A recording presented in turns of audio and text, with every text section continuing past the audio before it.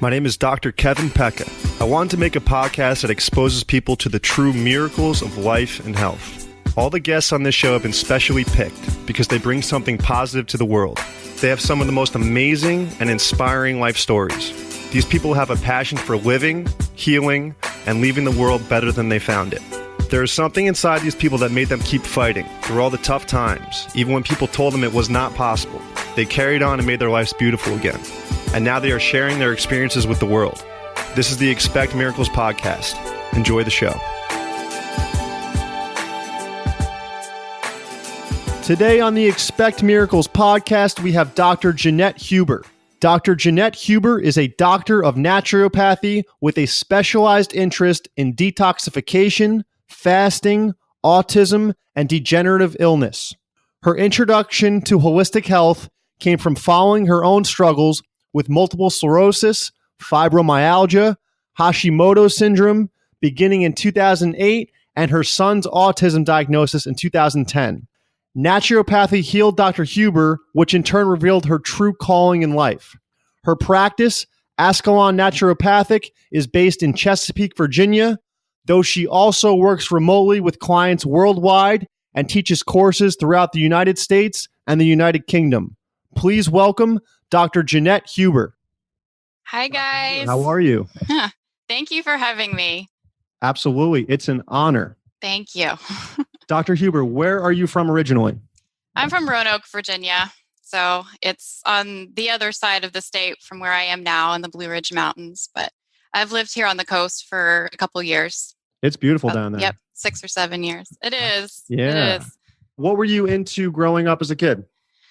Oh, interesting question. Yeah. You really want to know? Reptiles. I loved reptiles. Yeah, I wanted to be a herpetologist. Wow. I still kind of want to be one. Never too late. Yeah, I know. It's one of those weird things. I was just obsessed with snakes and lizards and turtles and that sort of thing. But And you were kind of telling me before that you were also into horses. yes, still Where did am that very come much. from? Yeah. Well, I took riding lessons as a child and all throughout my teenage years. And I was so just infatuated with the equine and everything that they could bring to people's lives. I actually studied animal science in college. I have a bachelor's degree from Virginia Tech with the original intent to go to vet school, but then I became a little disenchanted from it and by it, and I just decided I'd rather breed them. And so I went into the breeding industry and I raised Welsh ponies for a number of years until I became ill. So that was a big thing for me. Basically, since college, I've always had a little farm and a couple horses. I've got some pigs, and I still do now. Nice. So Dr. Huber, let's dive into that a little bit. What was going on when you became ill? Was it you just kind of woke up one day and everything hit, or was it just kind of gradually getting worse and worse? You know, with autoimmune diseases, they tend to just pile up on each other like dominoes, but mine were well spaced out. Back when I still lived in the mountains of Virginia when I was first married and my children were very young, in fact, before my second son was born, this was in 2008, I was diagnosed with Hashimoto's. I had a super elevated TSH. It was like 192, and I know it's been well higher for people. And for the listeners, what is Hashimoto's? So it's hypothyroid. That particular disease, it'll go back and forth between hyper and hypo. But for me, I just went hypo, stayed there, like low thyroid function. When I was finally diagnosed, it was a very mysterious thing when it came about because I wasn't familiar with any kind of autoimmune disease or health-related stuff at all at the time. So I had like pain in both ankles, pain in both wrists and in the joints of my fingers. And I had very dry mouth, dry eyes. My hair was falling out. I was very fatigued. But I had a newborn, so I was like, maybe this is just postpartum. I really didn't know what was going on for a period of time, but I became so tired that eventually I went to the doctor and they checked my thyroid and put me on Synthroid. So I was on that for 8 years. I'm no longer on it now. How did that make you feel? The medication, did it help at first? Was it not working? It helped very quickly. Yeah. It did. It did give me my life back. And I hadn't really looked into it. And I didn't feel any side effects from it the entire time I was on it, except for maybe my hair continued to fall out and my body temperature, it was consistently at like 97 degrees. those two things didn't resolve until after I got off of the medication, healed my thyroid naturally and got it functioning to how it needed to on its own. Because, I get it. A lot of people, they get on this, they stay on it for their whole life, and they're natural solutions to like glandular products for the thyroid and that kind of thing. But you're still like relying on that for thyroid function. And I had a naturopath who told me at one point, he said, if you still have your thyroid, you can heal it. And he was right, because I did, and I haven't been on that drug for 3 years. That was what happened initially. And then after we moved across the state here to the coast, I was married at the time. My husband got a job here, and we had mold in our home previously, which I didn't realize was a problem. That causes a lot of health issues and it goes undetected. It did. It was an old house. It was built in 1910. The air system, I'm sure it hadn't been cleaned out effectively. The family who'd been living there before was kind of yucky, and it just perpetuated while we were there. But we took all the same rugs and furniture and linens from that house to the new house. I was very stressed out by the move because it was a matter of moving all my animals, my farm, from that location to the new location. It took us a couple trips. That was very stressful. My marriage, there was a lot of stuff going on there, and just being a stay-at-home mom, being very depleted, it caught up to me. I wasn't eating well. I was eating McDonald's a lot, and I'm honest about it. I've always been tiny, and I had this strange logic of the mind that said, because you're still tiny, you can keep eating it, because I thought if I was gaining weight, then that would be a sign it wasn't good for me. I mean, it was just this huge disconnect I had. And meanwhile, my kids, I had them on like a very strict diet where we removed a lot of inflammatory foods, but I wasn't applying it to myself. It was stress eating and that sort of thing. So yeah, the fibromyalgia came up first, just widespread pain throughout the body. It was on both sides of the body, all the points, and chronic fatigue. So I couldn't make it through the day without falling asleep every afternoon, but I wasn't sleeping well at night. I had my menstrual cycle. I was having a period like every 2 weeks. I was experiencing the PMS. It was awful, the pain, everything. But it was, instead of being once a month, it was twice a month. Chronic constipation was a huge issue for me. I'd had that my whole life. And then the MS started, that was 2012 when I got that diagnosis. So that was just everything that comes along with that. Neuropathy and my legs, my feet, my hands, my arms, tingling, numbness, pain. Gosh, there's so many things. Massive heat sensitivity, brain fog. I'm trying to speak about this a lot more because at the time I was hiding a lot of things. I didn't want people to realize how serious it had gotten. I was trying to overcompensate for stuff. And even after the diagnosis, I continued to do that. But I was having trouble writing and holding pens, turning doorknobs, speaking, like my tongue wasn't moving as well. And I was bumping into furniture all the time. And something very unusual. I don't know how aware you are of this. Me being a chiropractor, have seen patients who have this symptom, but I would think I was walking through a doorway and it would look like I was going through the direct center of the doorway. I'd walk through it and my body would slam into the side of it because where my body was different from where I was actually seeing myself. And I was looking straight ahead, but spatially I was really just dysregulated. I would go to walk up the stairs and my foot looked like it was going to go right on top of the stair and it would completely miss it. And I'd come down on my knees. And the scariest part of all of it was that I was driving too every day with that going on. I had trouble holding the steering wheel and keeping my feet on the pedals. So it was only a matter of time that if I'd stayed on that trajectory, I would have ended up in a wheelchair, I think. How was your overall mental state at this point? I absolutely remember a moment calling my husband on the phone because I even tested positive for rheumatoid arthritis, but my son had mono and we actually thought that was a false positive because there's correlation there. But I remember when that happened and I was like, oh my gosh. And they had just piled on top of each other. And they were all ones that's like, oh, there's nothing you can do. You just take this med. There's no cure. That's what you hear. And I was depressed. But I was also in the back of my mind, I'd had this whole experience with my son's recovery already. I mean, he wasn't fully recovered at that time, but he'd made some major gains in his life through dietary changes and nutritional supplementation and stuff like that. So I actually started applying that to myself. And it was funny, my first neurologist that I saw, she'd given me like the stack of pharmaceutical packets, and she'd said, it was like 9 things. She said, you need to choose one of these drugs. You need to decide within the next 2 weeks, or you're going to be in a wheelchair. Like, that's what she told me. She said, I've seen it too many times. Your condition, it's accelerating too quickly. We need to get you on something. And that was the guidance. The way the pharmaceutical companies, they make everything look so bright and colorful, and they have these people that are just like experiencing this fantastic quality of life all over. Right. On the commercials, everybody's happy and you're like, Yeah, you get like, that's what the stuff they give you looks like. You get all this free stuff too. Like, I remember getting some pens and notepads and like a laptop cover. It was neoprene. It was awesome. And it had like, I can't even remember which drug it was, but like Tecfidera or something like that. It was just, oh, pick me and you can put me on your laptop. yeah. But I had asked her, I said, can you tell me something about each of these drugs so I can just know a little bit more about them? So she told me one thing about each one, and it was all like side effects and stuff like that. And the most sticking ones were, when you start this one, you have to be admitted into the hospital because it's not safe to start it at home. If you do this one, you can't have another child.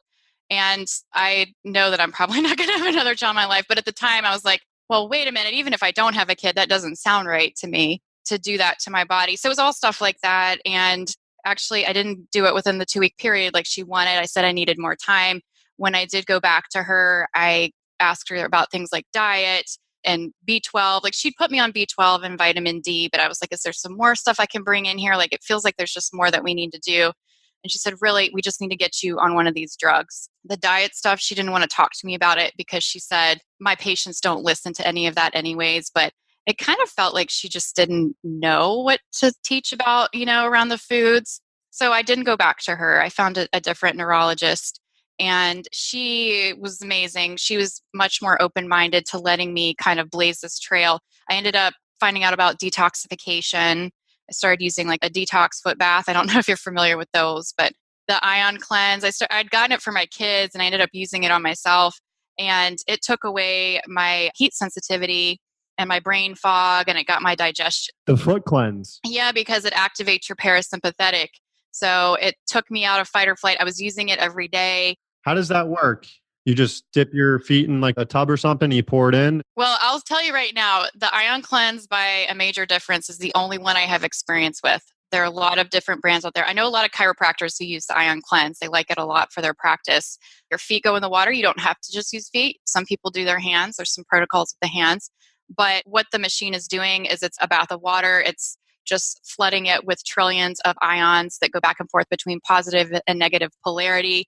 Basically, these ions are attracted to toxins of the opposite charge. So we're looking at things like heavy metals, environmental toxicants, pesticides like glyphosate is one, but also like mycotoxins with the mold, anybody with Lyme, endotoxins, and histamine. It's really good for pulling excess histamine out if you have a reaction to something. There's sweat glands on our feet. I know you know this, but I'm just saying for anybody listening. And there is excretion through those pores. But most of the detox is through the bladder and the bowels, possibly through the skin, that sort of thing. So our natural pathways of detoxification. That's amazing. That's my first time hearing about that. I didn't know, but there was a detox like that. Well, I got it at Autism One. That's a big autism conference in Chicago every year. I bought it after trying it at the booth, and the water turned black, sludge, massive bubbles were like pulsating off of the airway plates in there. And I thought, okay, I don't know what you're doing, because everything I just told you, I didn't know. Like, I'm funky and I need to get this at home. So I ordered it. I got it that same week. But then I was like, there's an electrical current and water. Like, I didn't want to put my kids' feet in it. And I just used it on myself for 2 to 3 month period. It was just me. I was using it 5 days a week, which is, as a practitioner, I don't recommend that now because I was pushing hard. I was doing it for an hour each time, usually in the evenings. I'd go and fall asleep after that. I would sleep fantastically. So it's the home model that I had. They call it the solo, and I was doing like 70% negative ions and then 30% positive ions. But I would periodically switch the polarity on that. So it would be positive ion dominant, which was good for me because of what I needed to excrete. I found out later with like the mold and stuff like that. Did you have any heavy metal issues like mercury or anything? I know I must have, but I never checked. I really wish I'd done like a baseline to see what I was excreting before. And then the thing about the ion cleanse or any detox that you do, you can kind of track that excretion throughout the protocol. You'll see it go way up Like you'll see metals, if you're looking at like urine or hair, you should see it go up for a period of time and then start to go back down. I wish I'd done that, but I didn't know what my soup was. So my toxic soup, that's what I call it. And I was getting better because of it. And I wasn't doing anything else at the time new. So once I realized that detox was a component of healing, and I was like, shame on those doctors for not telling me that, but it's okay because I found out. Then I went and I studied with Dr. Robert Morse, who is a naturopath down in Florida. I went and trained with him for some of his certifications in detoxification. So he works predominantly with herbs and foods to help cleanse the lymphatic system. Which herbs did you start to introduce that you found pretty life-changing?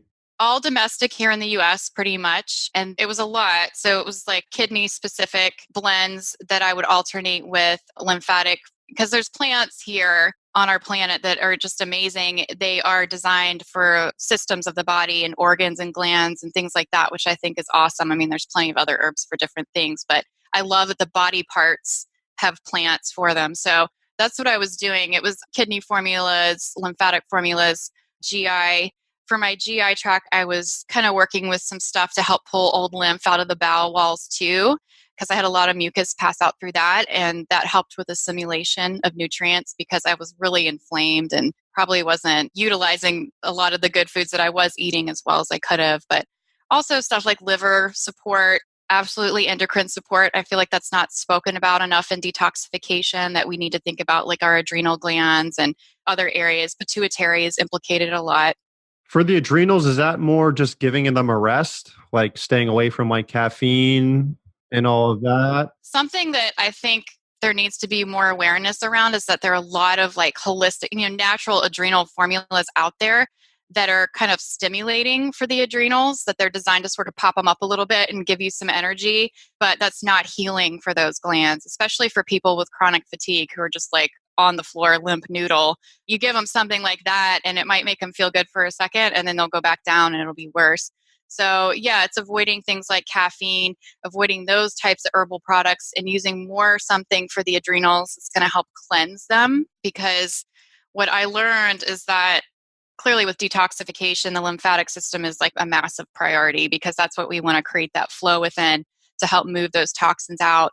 And the reason being because the lymphatic vessels are wrapped around all of the organs and glands. So when we have glands that aren't functioning as they should, like my little guy here that was like, I don't want to work for you anymore.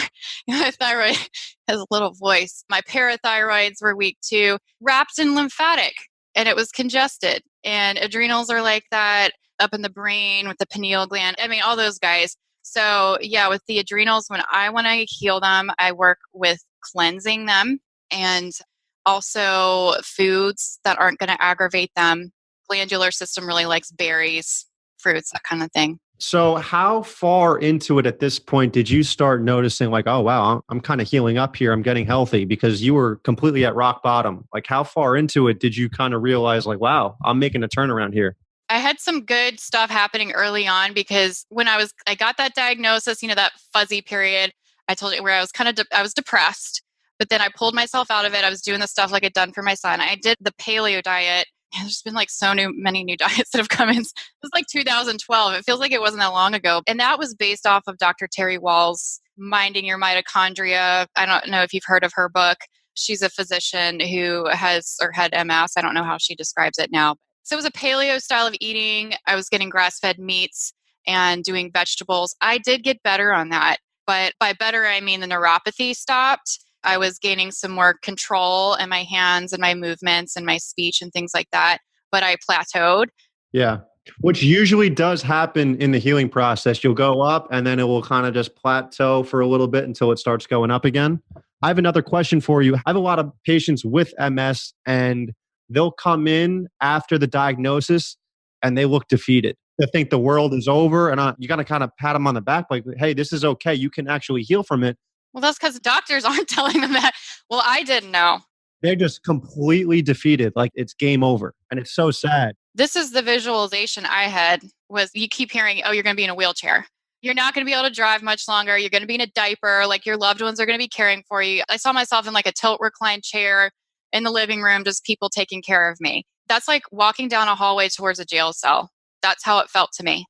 And that's where I was going to be. And I've seen people in that place. It's dark, but my feeling on chronic disease and stuff, autoimmune, all this stuff, like it's a journey for the soul, because I realized I started listening to that inner voice. It was like, you can get down a little bit, but you're not going to stay here, because you can get out of this, because of what had happened with my son. People told me that wasn't possible and he got better. So I sympathize with them. And it's interesting. I'll have people contact me and they think if they do the exact same blueprint of what I did, that's what will help them. And that may not be the case, because I had to do a lot of like emotional work, like energy work on myself. I had to process out a lot of stuff that I'd been holding in myself residually, that wasn't just that physical side of disease, because detox is about those physical toxins, and then the energetic ones. The emotional toxins are just as real. Like when you're going through something like I had a brain injury. I read about that. Yeah. And like I was 19 years old and I was sitting across from a neurologist, kind of similar in your situation. And the guy was like, listen, I've seen this before. You're probably going to have to live with this for the rest of your life. This was like the first visit. So they put me on seizure medication and antidepressants.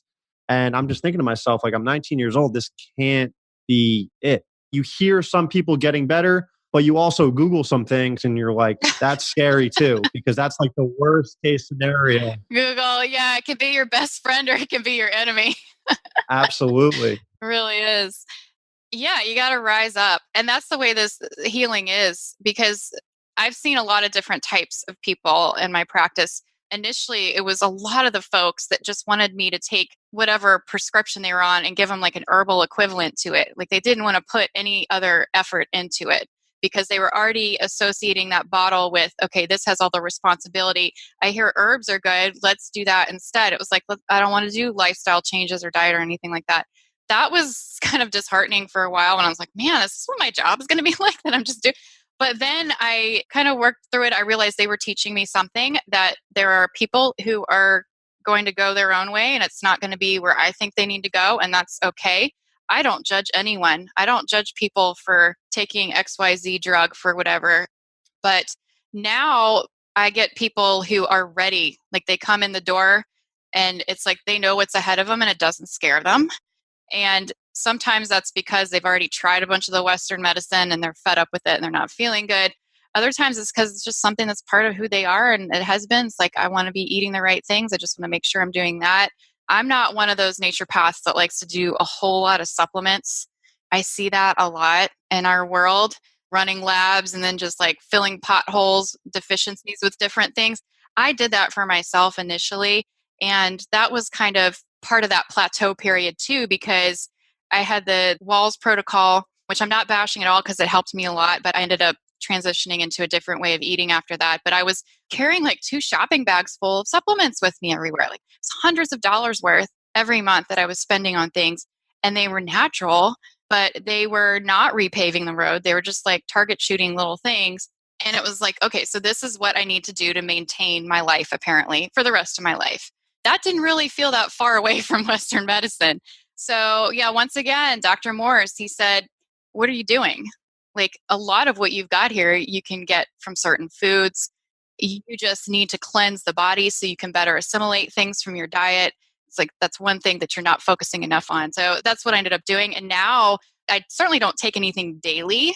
I just take it as I'm guided. Like I have certain ones that I really love, various formulas that I'll keep in my kitchen. And then when I think, okay, that's coming up, I'm going to take that today because I thought about it, that kind of thing. Well, it's also tough too when you start people on a lot of different things at once. It's tough to see what's working and what's not. So I'm a huge fan of practitioners that believe like less is more, and you just kind of see what's working and what's not.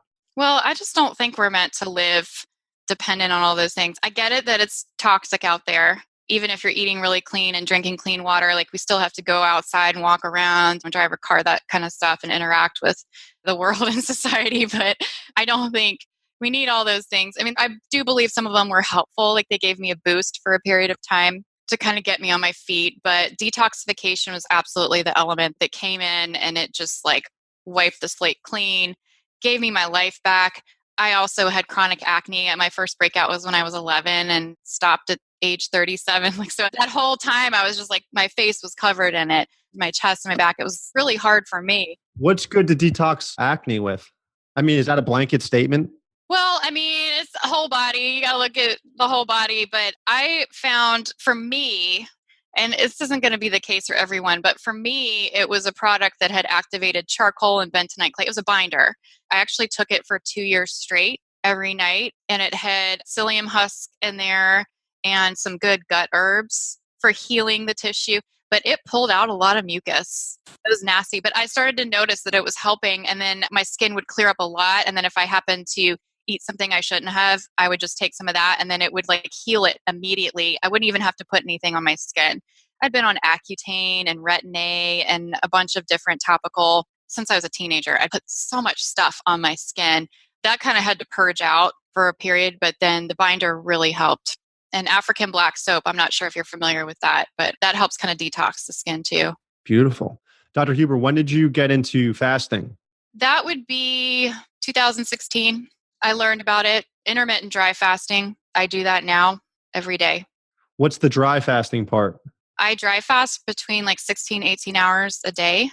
So I'll start after my last meal the night. I did it a whole lot initially in the first year, and then I kind of backed off from it. And only recently in the past few months as it started creeping back in, and it's just happening naturally.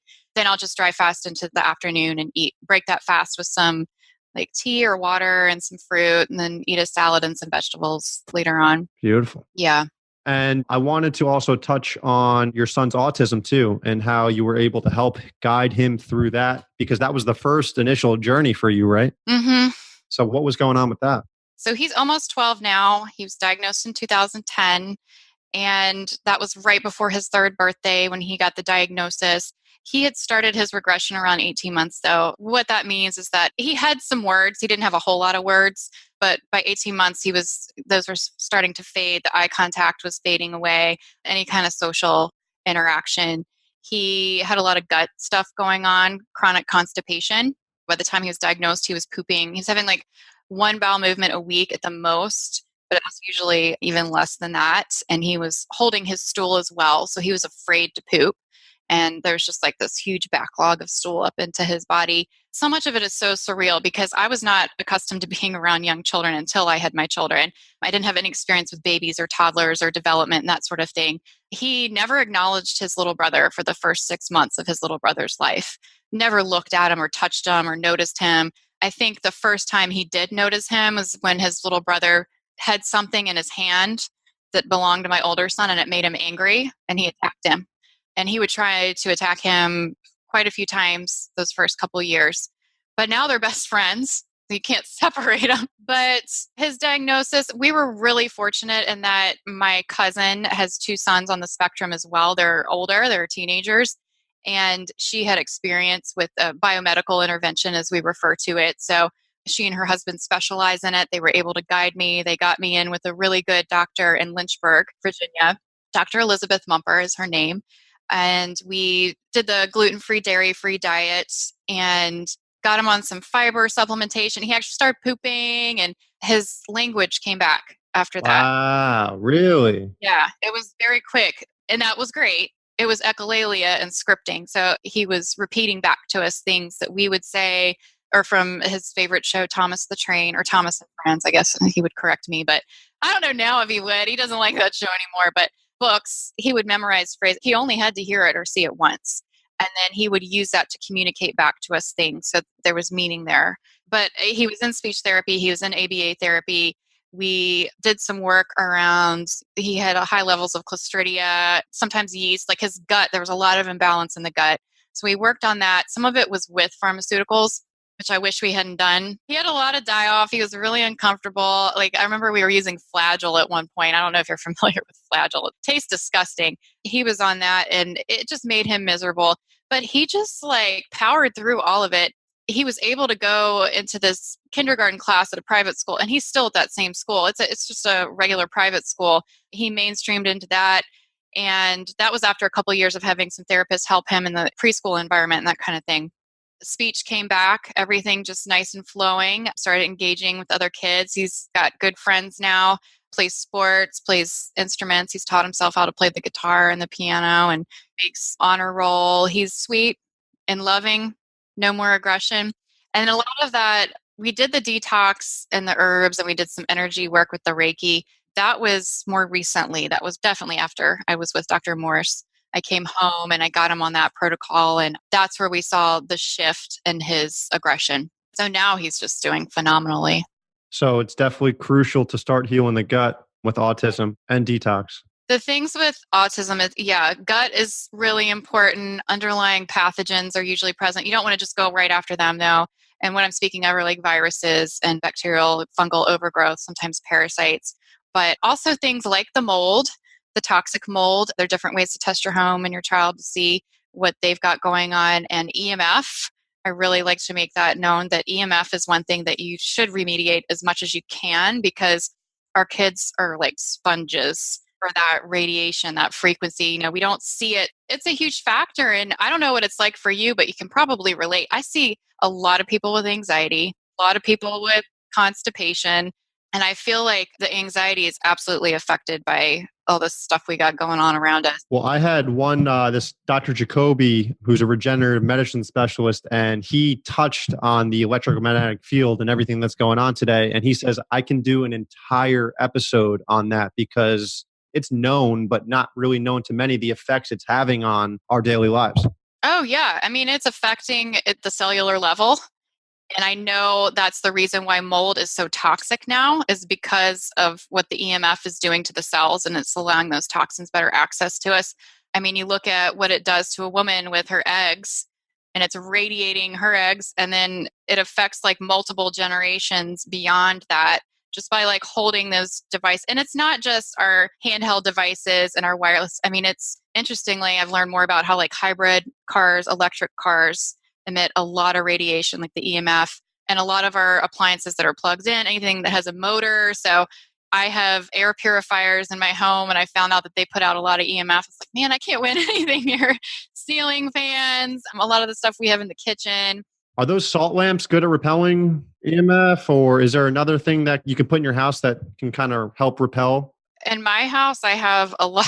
my, my house is like a shrine. I'm just going to go ahead. Crystals in every room. They all have their own place. I've got a lot of plants and salt lamps. But yeah, we have things on our devices that harmonize the frequency. It's a very chaotic vibration that is put out, and it helps harmonize that. So it's almost like beneficial. And there's different little things you can clip on to your various appliances, stuff you can put underneath your mattress. I have grounding mats. I hear they're great. Grounding mats, grounding blankets. Mm-hmm. Yeah, earthing.com has all kinds of stuff for your bed. We just took the basic grounding kit, which is like technically a mat you're supposed to put under your feet while you're on the computer. I've always had it under my fitted sheet on my bed, and everybody sleeps better that way. But I did hear someone recently speak about the fact that when you are grounding like that, other frequencies will use you as a conduit to come through that.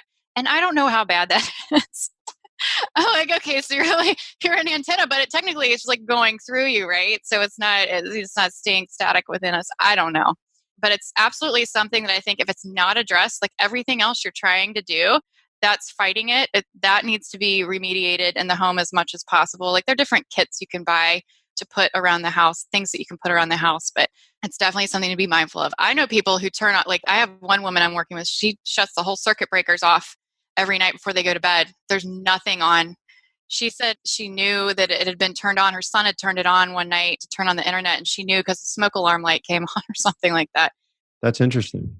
And there was one other thing I wanted to ask you about Reiki, because I've had Reiki people on here before, and a lot of people can view that as a little woo-woo-y and not scientifically beneficial for health related issues. And I've had it done to me so many times, and I feel so much better after a Reiki treatment.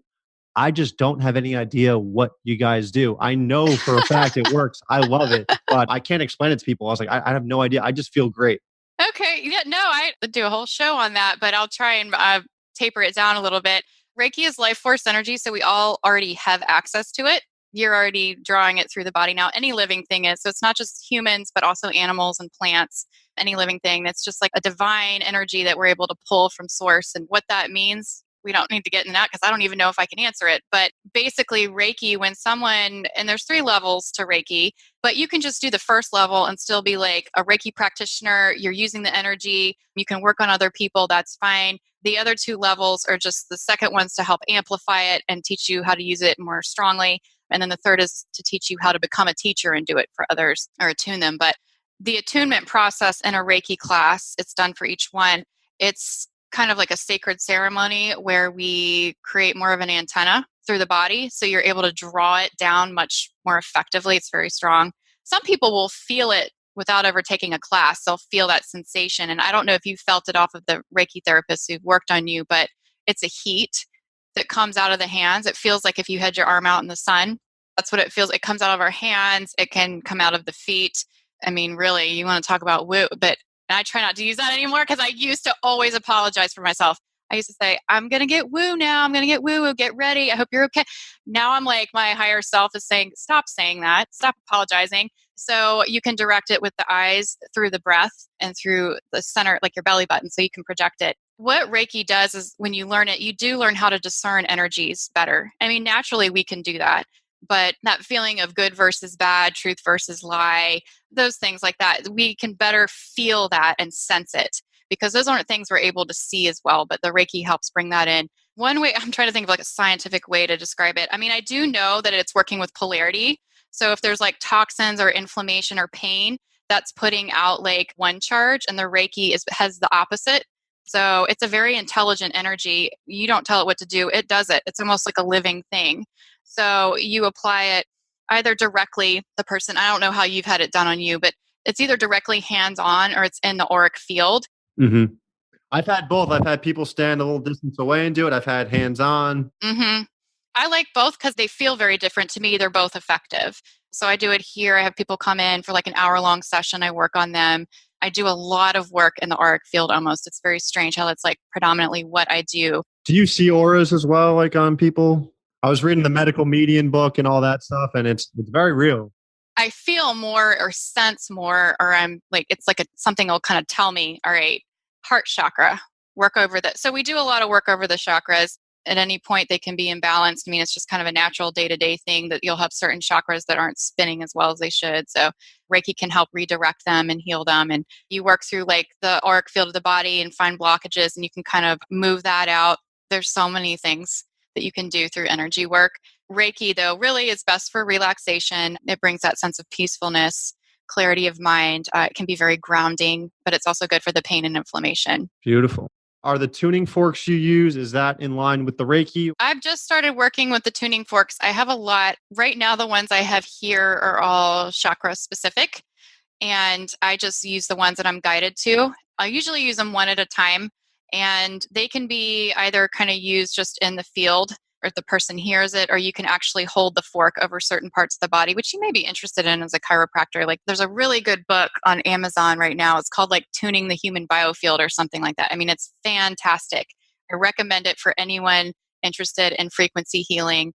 But there's different ways you can put the forks places to work through different meridians and clear blockages and help people. Beautiful. I love it. So Dr. Huber, what do most people come for you as a naturopathic doctor? And what do you like to heal? And what do most people seek you out for?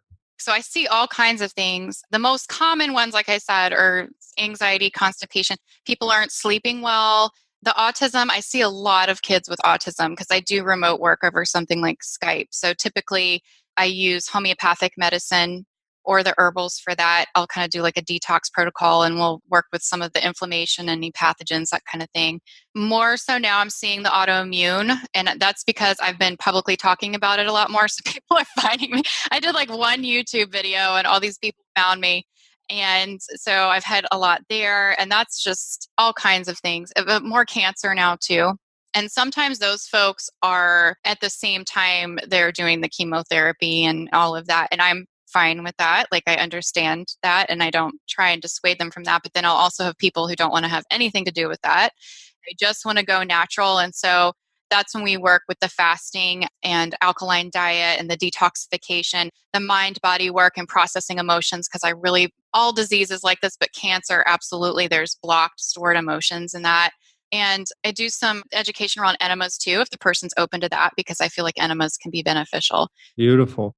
And Dr. Huber, where can people find you online, social media, all that stuff if they want to schedule an appointment with you? Well, the best way to schedule an appointment is to go to my website. It's www.ascalonnaturopathic.com. But I'm also on Facebook. Ascalon Naturopathic is on Facebook. I'm on Instagram. I am on Pinterest. So I've got lots of Pinterest boards. Personally, I have like a personal Twitter account that sometimes I put like weird spiritual stuff on there. You can definitely find me online. Beautiful. And I have a blog too, a new blog on my website that I've just started. Perfect. And at the end of every show, I like to ask all my guests, what is one piece of advice that has really resonated with you over the years that you would like to gift the audience? Could be absolutely anything. Honestly, I do not believe that healing from disease is impossible.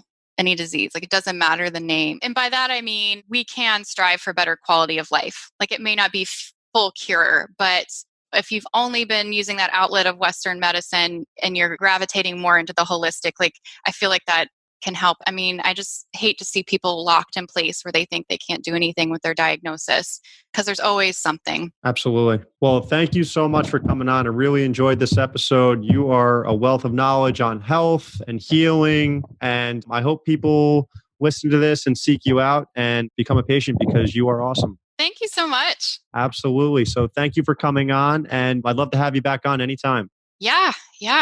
I would love that too. All right. Thank you so much, Dr. Huber. Thank you. Have a good evening. Yes, you too. Thank you, everyone, for listening. If you enjoy the podcast, subscribe, give us 5 stars, and leave a review. It really helps boost the podcast and spread the good word. My chiropractic practice is located in West Orange, New Jersey at Montclair Upper Cervical Chiropractic. You can also find us on Facebook at Montclair Upper Cervical Chiropractic. All of my information is on my website at drkevinpecca.com, drkevinpecca.com. You can subscribe to my YouTube channel at Dr. Kevin Pecca for podcast episodes, patient testimonials, and educational videos. I have daily affirmations and inspirational quotes on Instagram at Easel Affirmations, EASEL Affirmations. And if you have any questions, feel free to email me at drkevinpecca@gmail.com, drkevinpecca@gmail.com. Thank you, everyone, and have a great day. Cheers.